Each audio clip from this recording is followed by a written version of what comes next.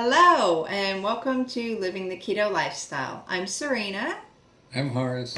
This is my dad. Oh, really? Yes. I've always been told I look like you. Ah, poor kid. Anyway, we're here today to discuss what exactly keto is. So, what does it mean to be living the keto lifestyle? So, normally when your body produces energy, it uses the sugar or carbs that we've consumed. That's the easiest method for the body to burn energy so that we have the energy to do our everyday things that we do. So that comes from the standard American diet, SAD for short, which really is sad because it's full of carbs. Carb is the main base of the standard American diet. And so that's what our bodies are conditioned to use for fuel is carbs. But carbs are not the only source of fuel for our body. Our body can burn fat in the form of ketones. So that's where the term keto or ketogenic diet comes from. The thing is, it shouldn't just be a diet, it's a lifestyle. It's a way of life that we choose to be healthier, because if you make your body healthier, then losing weight is a byproduct of that. Right? Yeah. the If you go into it with strictly the idea of I'm going to lose weight and then I'm going to drop off of it as soon as I get my weight where I want it, you got the whole thing wrong, because this is a lifetime lifestyle. If you go back to where you were, all that stuff's going to come right back on you. And that's the problem with most diets. Yeah, people lose weight, then they go off the diet and the weight pops right back on.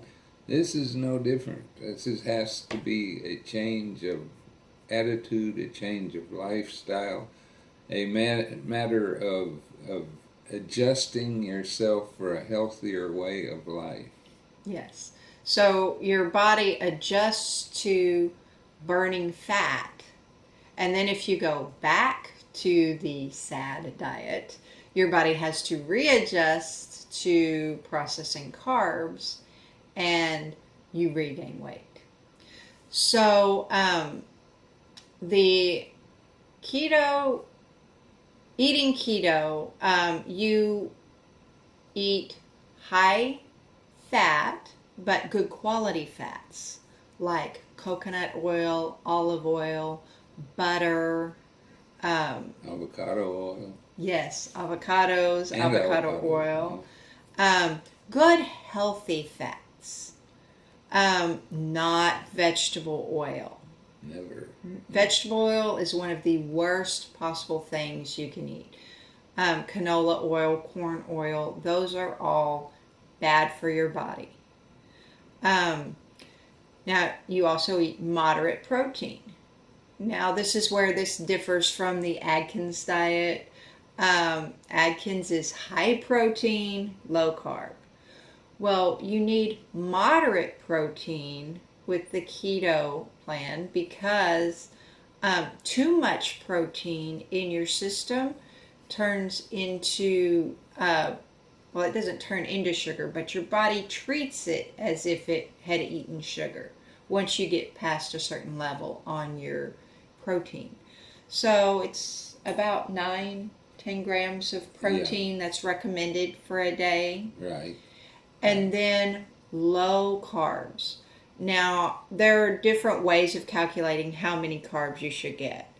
When I first started researching it, I found information that said 20 carbs. Now, there are other ways of doing it based on your height and weight and what other factors go into those calculations. Such things as your height, your weight, your intention, for one thing, Mm-hmm. Do you intend to lose weight, or do you intend to change your way of living to retain what you gain from this? But another factor would be the adjustment to the types of food that you will no longer eat, should I say.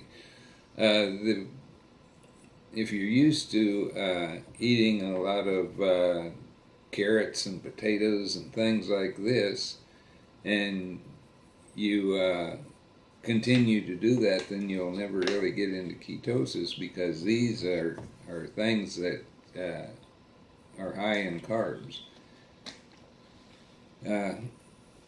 So with the keto, it's recommended 20 is what a lot recommend, but you can go up to 40, or even you calculated 50 grams. That would be a good maintenance.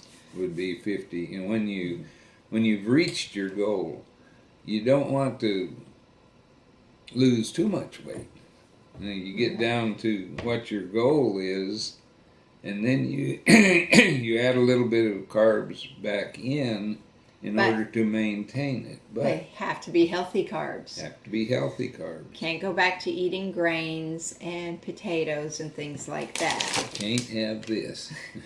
Those are Riley's snacks. They're not for us. Right. So, so that's what keto is. Now, like I said, it's not all about losing weight. It's about being healthy. There are athletes who do this to maintain their energy levels, because you have more energy when you're burning fat. Weightlifters, because it helps with their muscle tone. It's not just for people who want to lose weight. It's for people who want to maintain a healthy body. Yeah. And the another thing that's related to this that I'm beginning to get into myself is intermittent fasting. Fasting is not a bad word. It actually is a natural thing to do, and has been done for the entire history of man. But we will make a separate video specifically on the subject of intermittent fasting. But, it's very common for a lot of people to believe, oh, you have to eat breakfast. That's the most important meal of the day. Not really. It's important that what you eat is good quality. But you're not required to eat a certain amount of calories, or keto is not about counting calories. Now, calories do matter to a point. You want the calories that you eat to be healthy, but you don't have to eat 3 meals a day. And snacking is not something that's recommended with keto. I know it's because of the blood sugar levels. Insulin is what causes us to retain fat. And a lot of diabetics, they'll recommend 4 to 6 small meals a day, spaced out every few hours. And what that does is it keeps your insulin level steady. But insulin can be the enemy when it comes to our weight. So it's more about keeping the insulin low for as long as you can, because the insulin is part of the problem. Now, when you're in ketosis, you're burning ketones, which are fat. They're in your fat. So that is where you're getting your energy from. You don't need the insulin to get your energy. Your energy is coming from a different source. This morning I was watching a video by Dr. Bird. And he was saying one of the ways that you can tell you're in ketosis is You're not having the cravings. You're not hungry all the time. Now we get fixated on this hungry thing. Hungry is not, you may feel hungry or think you do, but this may be a habit. If you're used to eating breakfast every morning for 50 years, and all of a sudden you don't eat breakfast, your body says, hey, where's my breakfast? And you say, well, we're not going to do that. So you get a hunger pang that says you should be eating breakfast.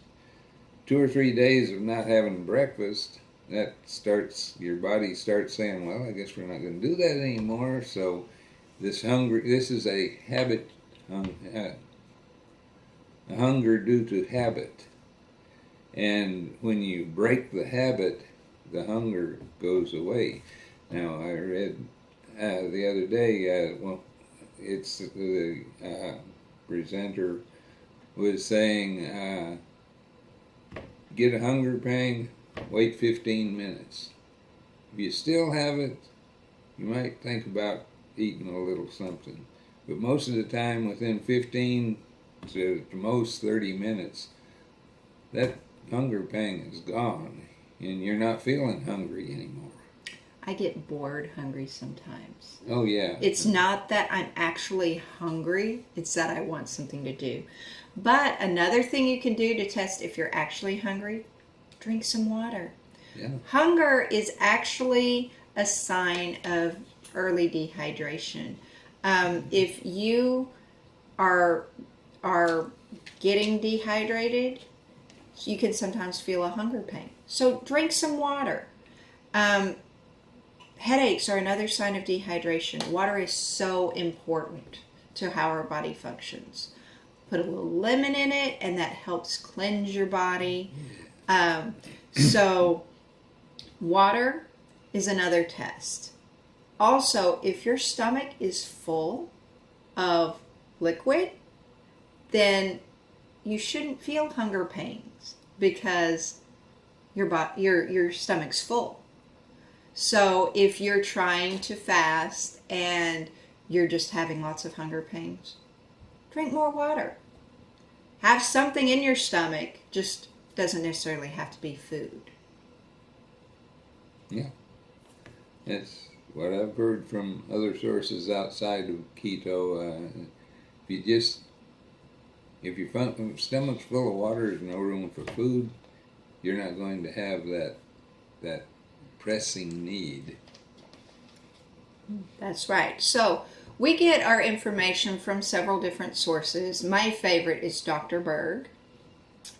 He has a YouTube channel. There's also Dr. Axe, Josh Axe, I believe is his name, Dr. Muscles. Yeah. There's also a man named Butter Bob. He got famous for his video, Butter Makes Your Pants Fall Off.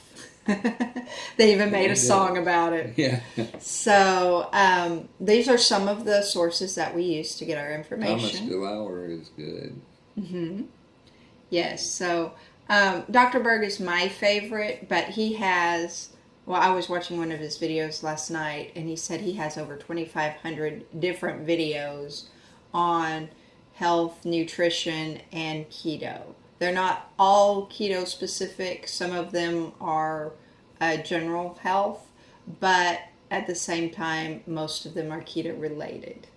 So make sure that you are, when you're eating keto, taking a multivitamin, a whole food multivitamin is best. You don't want just the synthetic stuff.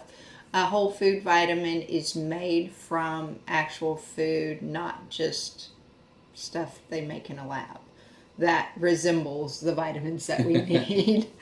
So remember to take your supplements.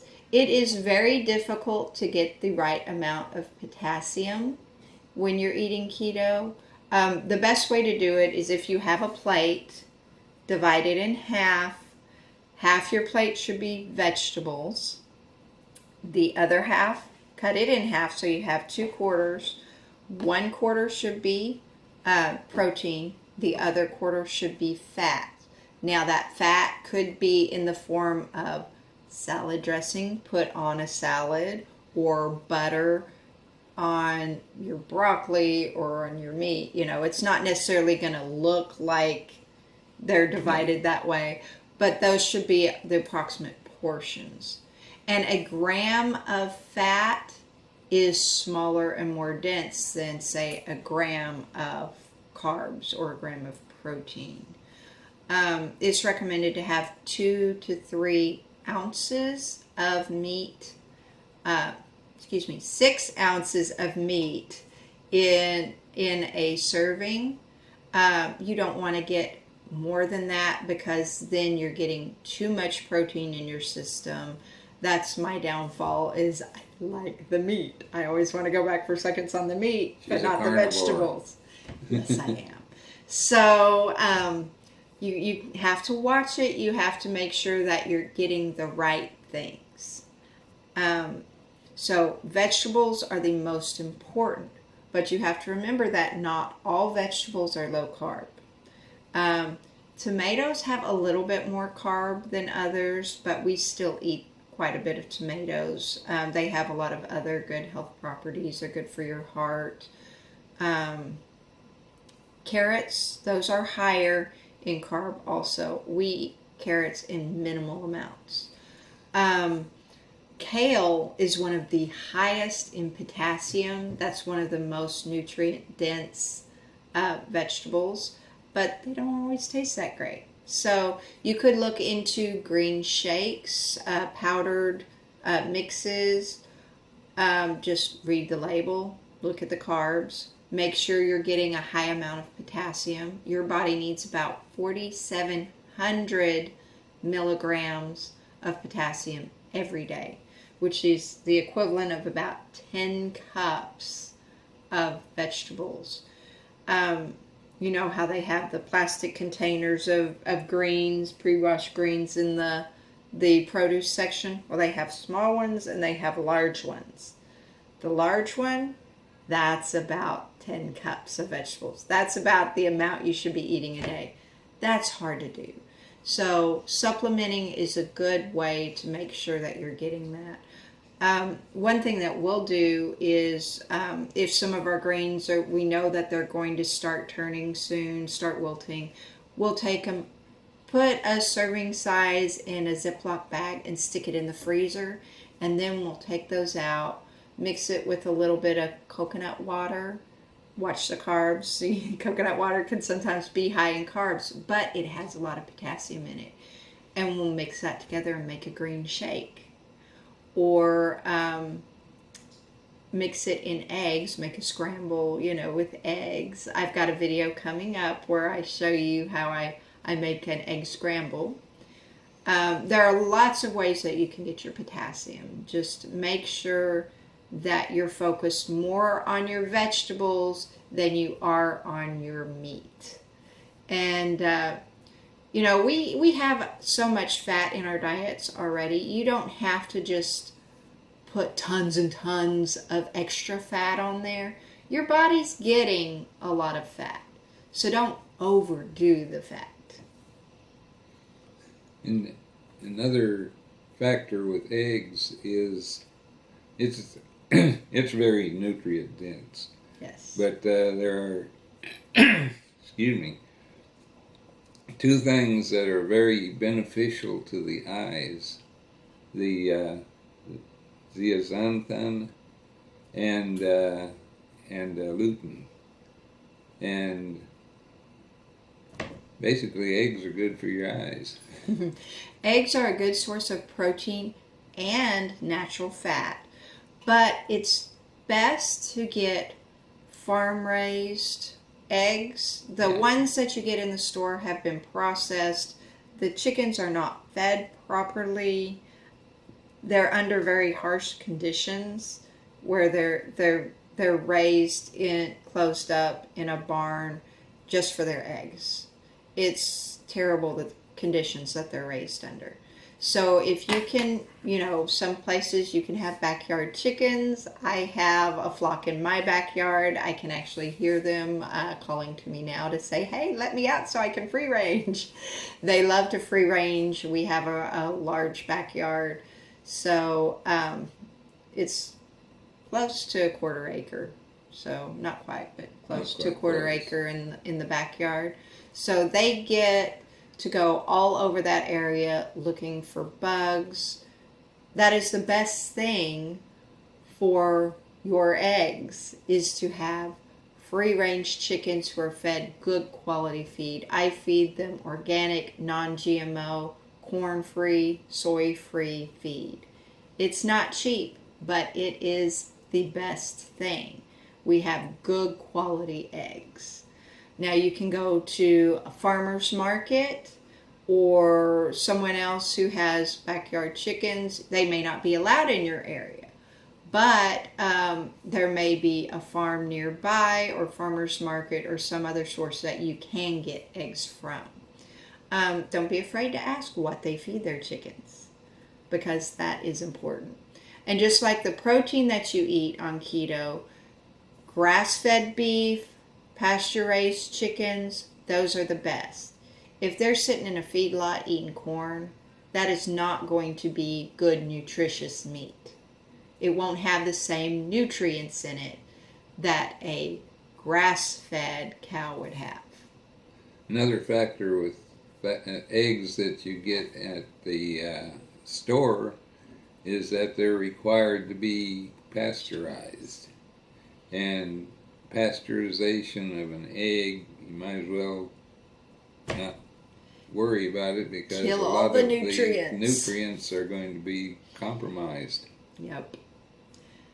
Yes. So, and eating out, you can eat out on keto and find keto items on the menu, but you don't have any idea where these meats came from. Unless they say so on their menu, they're not likely to be grass-fed. Your greens aren't likely to be organic, depending on where you go. More locally owned places may have local sources. But so it's important to know where your food comes from. Our favorite restaurant, we know where it comes from. It comes from right there with them and local farmers. Yes, It's their farm-to-table restaurants are awesome. They're a little pricey, but they're definitely worth it as a treat. Yes. So anyway, that wraps it up for today. I hope this helps your understanding of keto and why it's a lifestyle, not a diet. Right. It may help you lose weight, help you maintain your weight, but it is a change of lifestyle. It's a change of the way that we eat from now on. That doesn't mean you can't occasionally have a little cheat, but the more often you do that, the less benefits you're going to get. If you cheat once a week, then you're not in a ketosis lifestyle, because that throws you out of ketosis for days.